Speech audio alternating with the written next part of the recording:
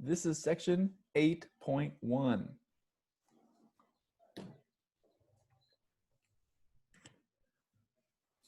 Okay, so in 8.1, we're learning about addition reactions. Actually, in all of chapter 8, we're learning about addition reactions to alkenes.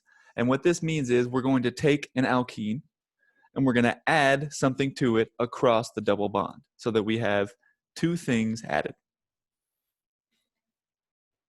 And there are a lot of special names for the types of additions that we can do, but you'll notice that they follow a certain pattern in their naming. And that is that we're going to say explicitly in the weird name what it is we do. So typically, you're going to have an ation suffix, which tells you that you're performing some action on the alkene, just as we've seen before. And then before the ation suffix, the name is going to tell you exactly what is happening to the alkene. So in this case, hydrohalogenation tells you that a hydrogen and a halogen, like Cl, Br, or I, are added across the alkene bond. Similarly, you could have hydration.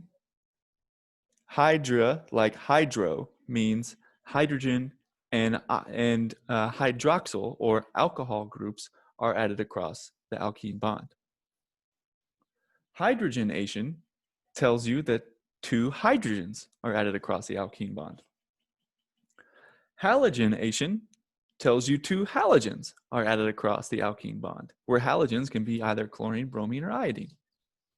Similarly, you can have halohydrin formation, which tells you halo for halogen and hydra for alcohol.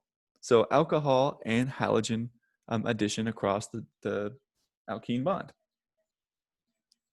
You could also have dihydroxylation.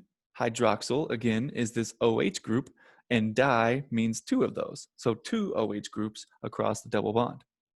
And the general mechanism for this type of reaction is shown here. There are two. We're either going to be protonating a double bond, as you see here. So the double bond electrons are going to come out and grab a hydrogen, and those electrons are going to flow right back to the A group, as we see it there, to give you a protonated alkene with a carbocation, or and the kicked out anion, or you'll have an alkene that attacks some electrophile, because remember, pi bonds can be nucleophilic, to give you an electrophile bond that also has a carbocation. So these are the main types of reactions we're going to be learning about in the addition chapter 8. And I hope that you find them useful.